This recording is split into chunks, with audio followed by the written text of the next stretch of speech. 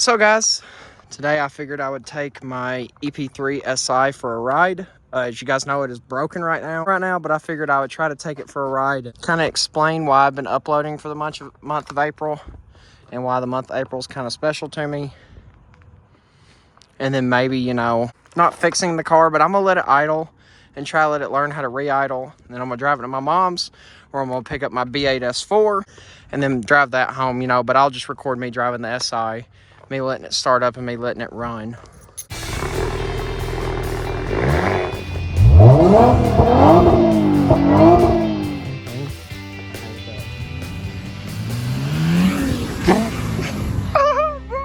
So with that out of the way,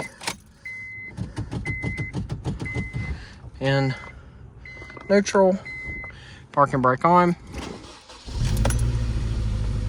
It's gonna run like crap for a second, but I'm gonna let it idle, heat off. So for those of you who haven't watched my videos, I've actually purchased a Turbo K20 A3 to go in this. It's out of another EP3. My biggest problem right now is the idle air control valve keeps dying on me. I've got some content cooking.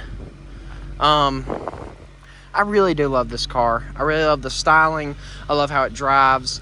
I love the gas mileage. I mean, this is just an amazing car. But mechanical failures have really put me back on it. You know, I wish I would have gotten a nicer one, so to speak, or maybe an 8th gen. This is nothing like my S5, which just feels like a drab or a drag to drive, because that car, the clutch is constantly slipping, even in an automatic. The lower end, where the car is not tuned, but it's got the dual pulley setup and the intake and all that, just absolutely abysmal, because I think it's making too much boost low down, so it clutches the supercharger. Smell that, wonderful coolant. Anyway, okay, so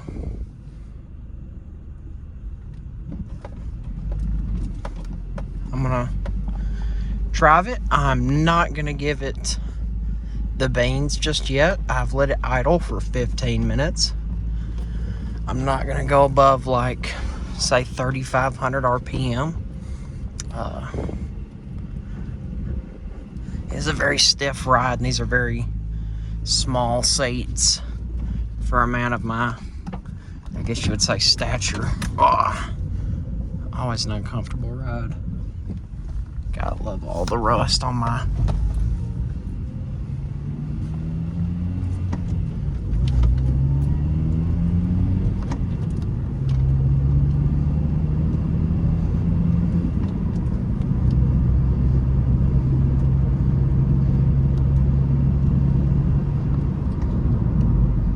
see if it idles right. Looks like it is so far.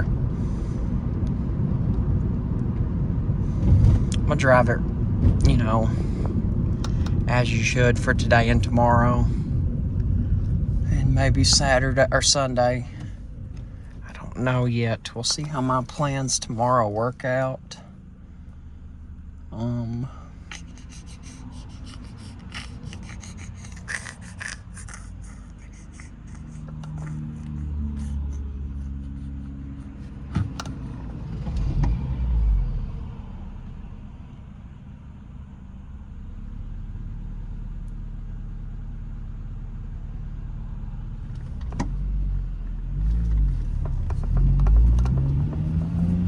I wasn't watching the RPMs there, so I don't know if you guys were or not.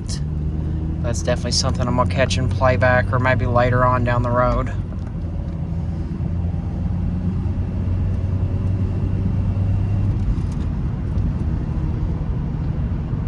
So my problem, because I replaced the idle air control valve for the 7th time, I've noticed that used ones really don't fix my problem.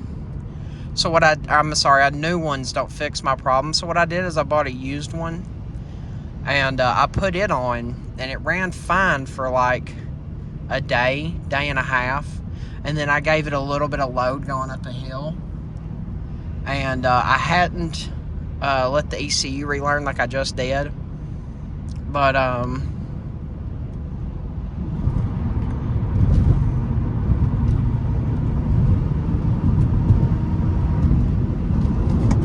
guess this will be the main factor, or the main test here. Nope, doesn't look like it so far. Looks like it's sitting pretty, you know, around 1K. Anyway, I put a used one on. It lasted, you know, in the morning. I went and got breakfast. I get breakfast every morning. And then, you know, I went to work. And then on work, I took lunch. Gave it a little bit of load going up a hill. God, this is a bouncy ride for sure, though. I'm going to give it a little bit of load going back up the hill.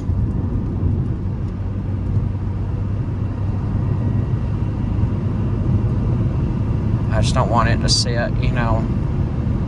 I think it just sputtered real bad. Or misfired. I'm about to see if the RPMs are going to bounce. Nope, sitting at a solid 1K. We'll go ahead and put it over here in the fifth. Anyway, when I got to the top of the hill, I pushed the clutch in and I put it in neutral to kind of coast down the other side of the hill. And I saw the RPMs bouncing, and I just knew right then, you know, hey, the car's going to be foobarred. Now, I didn't let it relearn the EC, or relearn the idle like I just did now, so maybe that'll fix my problem. Maybe not. But it's just a quick POV drive, you know, just a little bit of an enjoyment ride. I kind of wanted to talk about why April is so special to me. It's not really special to me, it's just something I kind of think about every year. So my first Audi, my black one, which was my first car, you know, the first car I kind of messed with, it was built in April of 2009 or 2010. I forget what year, I'll have to look back. But it was built in April. And the several times I messed with it and reset the ECU, it would, you know, put the little date on the bottom of my Speedo, or in the info, the, you know, message cluster of my Speedo as April whatever, however long ago. $20,000 for a new base model Civic. I will explain at a later date why I'm so interested in the price of Civics.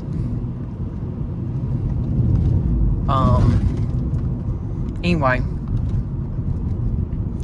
bumpy ride for sure.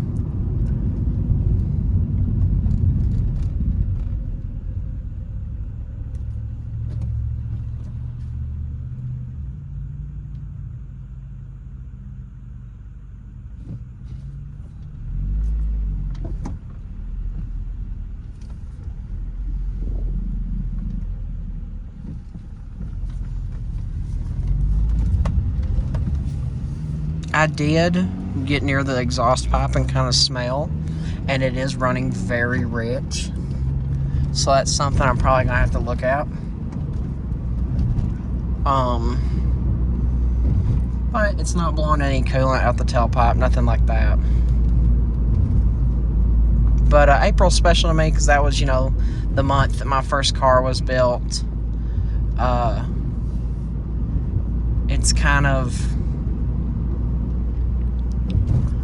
at least to me, like the month where the car that started my journey as a car enthusiast began. And sure, Audi is my favorite brand, and that was for sure my favorite car was my B8.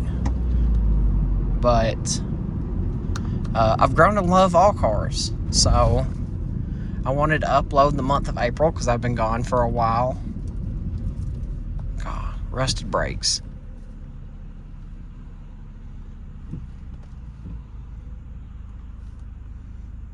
Oh, look at that, BMW. I don't know what that is, Z4? M6? Or not M6, but 6 Series. Is it the 6 Series, the two-door? You ever drove with two hands? Or one hand? Obviously you drive with two hands, but manual with one hand just sucks.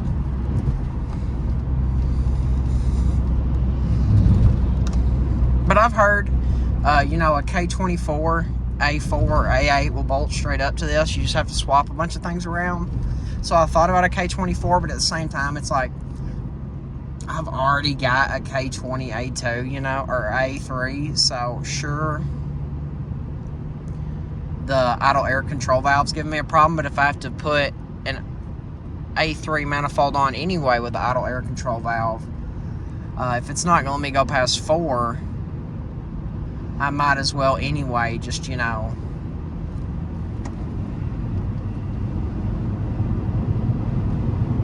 might as well anyway just get me one that I can at least modify and put a little bit of power low in. Like, that's what I would like out of putting a turbo on that other A3. It's just, you know, whenever this thing won't let me do above 4K RPM, having that little bit of punch, you know, that way I can effectively, I would say, get in front of traffic.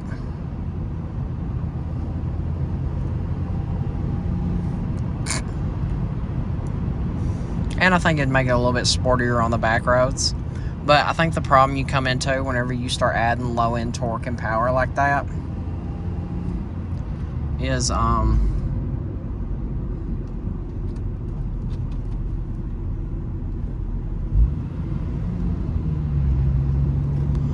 when you start adding a low end power like that, you kind of start stressing the internals, which isn't something that I really want to do. But if it's something that just happens, then oh well, I can't really, you know, do too much about it.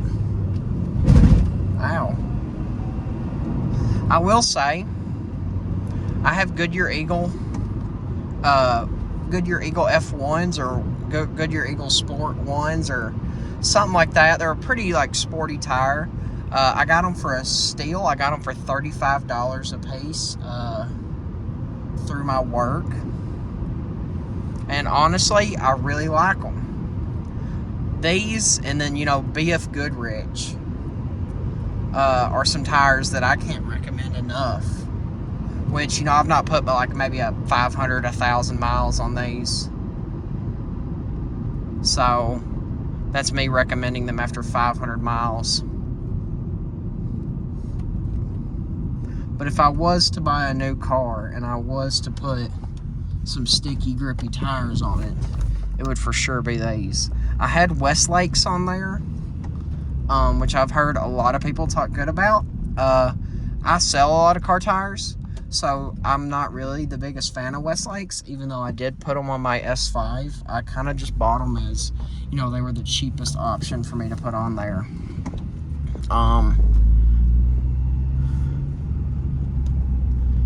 But I did, you know, put some on my personal vehicle, and I can say they've been all right. They've just not been phenomenal, you know. I've not really noticed like a good amount of grip, but I really don't kind of throw my S5 in the corners and stuff like that. So, but yeah, Goodyear Eagle F1s, I really recommend them if you're looking for a new set of tires. I can't recommend another set more than this, minus maybe some BF Goodrich's, if you can get them in your size. I've been looking for a solid minute for some BF Goodrich's for the S4, but I can't get them at an affordable price. I mean, I bought Pirelli P0s for the S4 for one tire for what I could have bought a set of, or not a set, but a pair of Bridgestones, or not Bridgestones, but I just said it, BF Goodrich's for. So yeah, I'd call it a successful drive. It's not bouncing RPM. I'm going to drive it normal for a couple of days and let it relearn. And then hopefully it'll let me hit VTEC again, which will be fun. But as per usual, it's been your boy Cameron. I hope everybody has an amazing day, an amazing weekend, an amazing week, whatever you're, you know, having going on in your life. But yeah, you have any ideas for this car, that car, or the S5, drop them down below. And I'll catch you around. Peace, peace.